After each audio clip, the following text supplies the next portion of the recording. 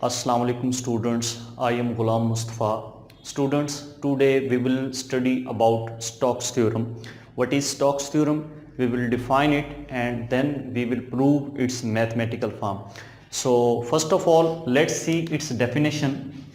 Let A be a vector field,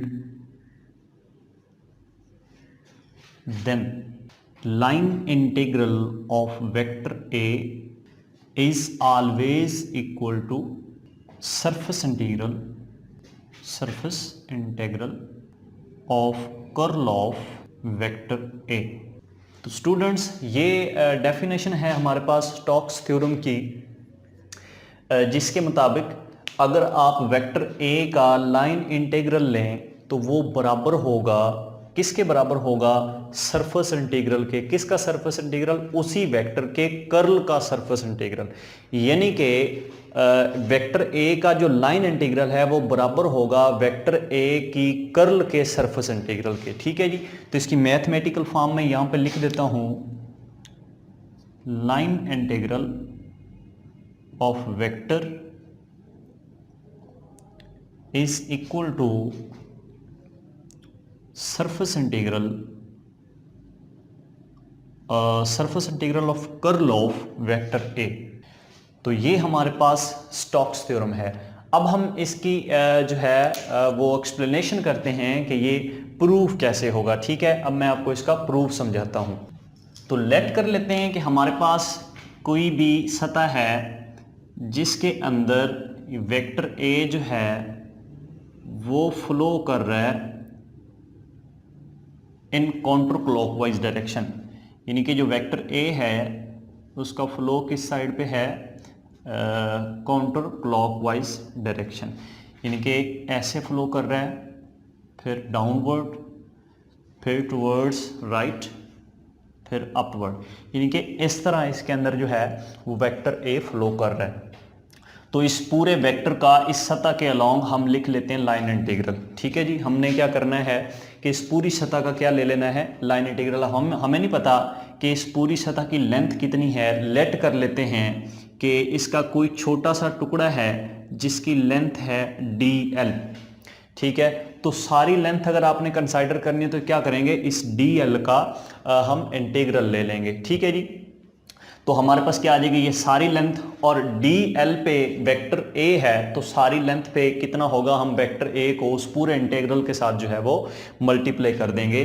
तो यहाँ पे लिखेंगे टोटल लाइन इंटीग्रल। ये हमारे पास होगा line integral of vector A। तो ये हमारे पास इक्वेशन नंबर 1 बन गई। ठीक है जी, यहाँ तक क्लियर है। अच्छा, उसके बाद आप क्या करते हैं कि ये जैसे ही ये चूंकि फ्लो हो रहा है, ये वेक्टर जो है ये पूरी सतह के अंदर फ्लो हो रहा है।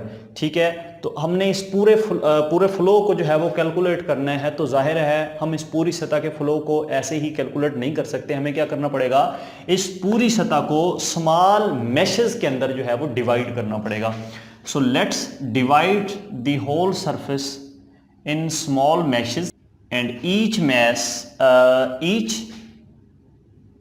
mesh having surface area ds. So see this figure, I have divided this surface into a large amount of small meshes. Every mesh has surface area ds. बहुत सारे मैशेस हमारे पास बन चुके हैं। हर मैश का जो एरिया है वो ds है। ठीक है। अच्छा, अब देखें ये जो वेक्टर है ये फ्लो कर रहा है काउंटर क्लॉकवाइज, तो हर मैश के अंदर जो फ्लो होगा वो भी काउंटर क्लॉकवाइज होगा। ठीक है, तो यहाँ पे मैं यहाँ पे लिख देता हूँ कि इसमें भी काउंटर क्लॉकवाइज फ्लो है, इसके अंदर भी काउंटर क्लॉकवाइज जी। तो ये जितने भी ये मैशेस हैं इनके अंदर जो फ्लो है वो काउंटर क्लॉकवाइज डायरेक्शन में है। तो अब अगर इसका ओवरऑल फ्लो रेट अगर हम कैलकुलेट करें तो जितने भी अंदरूनी मैशेस हैं वो सारे एक दूसरे के असर को, एक दूसरे के फ्लो को कैंसिल कर देंगे। कैसे कैंसिल करते हैं?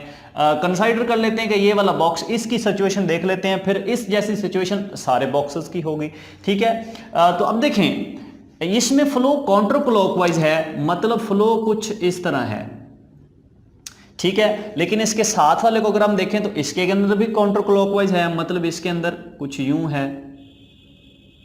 तो अब देखो यहां पे इसमें फ्लो डाउनवर्ड है और इसमें फ्लो अपवर्ड है, तो ये वाली साइड जो है यहां पे कोई फ्लो नहीं होगा, ये दोनों बॉक्सेस एक दूसरे के फ्लो को क्या कर देंगे, दोनों मैशेज एक दूसरे के फ्लो को कैंसिल कर देंगे। इधर भी ऐसे ही होगा, यानी कि ये फ्लो इसके अंदर ऐसे है, मतलब ये डाउनवर्ड इस तरह और इस तरह, तो ये एक दूसरे का को कैंसिल, मतलब ये वाला बॉक्स इसकी ये साइड का फ्लो भी कैंसिल, इस साइड का भी, इसका भी कैंसिल हो जाएगा, इसका भी कैंसिल हो जाएगा, ठीक है। लेकिन इस साइड को अगर हम देखें तो इसमें ये वाला, इसकी ये वाली साइड और ये वाली साइड कैंसिल होंगे, इस वाली साइड को ये वाला कैंसिल करेगा क्योंकि इसमें फ्लो डाउनवर्ड होगा, ठीक है, और ये वाली साइड को ये वाला कैंसिल करेगा, इसमें फ्लो इधर और इसमें इधर, तो ये कैंसिल हो जाएगा। ये वाली साइड इसकी ऑलरेडी कैंसिल हो चुकी है, तो कौन साइड बचेगी, ये वाली। तो अब देखें इस पूरी लाइन के अंदर सिर्फ और सिर्फ ये वाला जो मैश होगा इसकी एक्सटर्नल साइड पे फ्लो होगा, और दूसरी साइड पे अगर देखें तो इस साइड पे एक्सटर्नल फ्लो होगा, ठीक है। और ये अंदरूनी जितने भी मैशेज हैं इनकी वजह से कोई फ्लो नहीं होगा। यहां पे भी ऐसे ही होगा, इधर फ्लो होगा, इधर होगा, इधर होगा, इधर होगा, इन तमाम साइड्स पे, यानी कि ऐसे लगेगा जैसे ये जो सतह है हमारे पास, इसकी बाउंड्रीज के अलोंग जो है वो फ्लो मौजूद है, इनके मैशेस के अंदर कोई फ्लो जो है वो मौजूद नहीं है। तो अब आते हैं इसके प्रूफ की तरफ। मैंने पहले इनको मैशेस के अंदर डिवाइड करने से पहले मैंने आपको यहां पे बता दिया था, टोटल इंटीग्रल जो है वो हमने वेक्टर ए का ले लिया था। अब आपने क्या करना है कि ये जो फ्लो है ये किस फॉर्म में, कर्ल की फॉर्म में, जितना भी वेक्टर है ना ये इस पूरी सतह के अंदर किस फॉर्म में फ्लो कर रहा है, कर्ल की फॉर्म में। तो ये कर्ल हमने मालूम करनी है। तो ओवरऑल हम सारी कर्ल जो है वो फाइंड नहीं कर सकते, हम क्या करेंगे, ये स्मॉल मैशेस जो हमने बनाए हैं हर मैश की जो है वो कर्ल फाइंड करेंगे, उसके अंदर वेक्टर ए की कर्ल मालूम करेंगे, फिर हम क्या करेंगे उस कर्ल की इंटीग्रेशन कर देंगे, तो हमारे पास ये टोटल इसकी जो है वो कर्ल आ जाएगी, ठीक है जी। तो पहले सिंगल मैश के लिए कैलकुलेशन करते हैं। फॉर सिंगल मैश हमने वेक्टर ए का जो है कर्ल मालूम करना है, किसी एक मैश के अंदर लेट करते हैं, ये वाला जो हमारे पास मैश है इसके अंदर हम इसका कर्ल मालूम करते हैं। वेक्टर ए का curl A is equal to line integral, ये कर्ल का फार्मूला हमारे पास, किसी भी वेक्टर की अगर आपने कर्ल मालूम करनी है किसी वेक्टर फील्ड की, तो उसका फार्मूला होता है line integral over surface area, ठीक है जी। तो लाइन इंटीग्रल बटा सरफेस एरिया, हम किसकी कैलकुलेशन कर रहे हैं, सिंगल मैश की, किसी भी एक मैश की, ठीक है जी। तो ये हमारे पास आ जाएगा curl A is equal to line integral, हमने लाइन इंटीग्रल किसका लेना है, वेक्टर ए का, लेकिन किसके अलोंग, एक मैश के अलोंग, ठीक है। और इस मैश का जो सरफेस एरिया, यहाँ पे वैल्यू पुट करें, सरफेस एरिया कितना है, जितनी भी मैश है सबका ds ds ds ही है, उनमें से कोई एक हमने कंसिडर कर ली, उसका सरफेस एरिया कितना आ गया, ds आ गया। तो ds इधर डिवाइड और उधर जाके ज़र्ब हो जाएगा, तो हमारे पास ये बनेगा, या फिर यूं कह लें कि ये वाली जो कैलकुलेशन है ये सिर्फ और सिर्फ जो है वो एक मैश के सरफेस एरिया के लिए है। तो अगर आपने पूरी सतह के लिए लेनी है तो दोनों साइड पे हम क्या कर देंगे, इसकी इंटीग्रेशन कर देंगे, ठीक है जी। ये भी कर सकते हैं, और या फिर सिंपल तरीका जो मैं पहले आपको बता रहा था कि ये ds इधर तकसीम और उधर जाके मल्टीप्लाई हो जाएगा, तो ये हमारे पास बनेगा curl of vector A into ds is equal to line integral जी। तो ये लाइन इंटीग्रल किसका आ गया, एक मैश का। ये जो हमारे पास लाइन इंटीग्रल आया है ये सिर्फ और सिर्फ एक मैश का। तो पूरी सतह का अगर आपने लाइन इंटीग्रल निकालना तो क्या करेंगे, इसकी हम इंटीग्रेशन कर देंगे, ठीक है जी।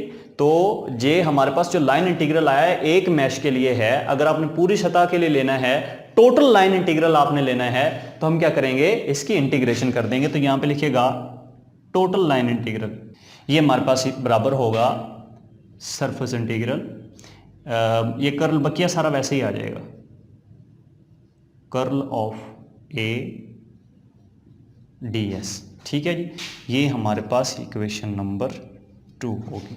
अब देखो इक्वेशन नंबर 1 में टोटल लाइन इंटीग्रल इसके इक्वल है, और इक्वेशन नंबर 2 के अंदर टोटल लाइन इंटीग्रल जो है वो इसके इक्वल है। अगर हम इन दोनों इक्वेशन का मुवाजना करें तो इसकी ये वाली साइड और ये इसकी ये वाली साइड, ये दोनों इक्वल हैं, तो फिर इसकी ये वाली साइड और ये वाली साइड भी क्या होंगे, बराबर होंगे। तो यहां पे लिख सकते हैं by equation 1 and 2, by equation 1 and 2 we get, अगर हम इन दोनों का मुवाजना करें तो हमारे पास आ जाएगा line integral of vector A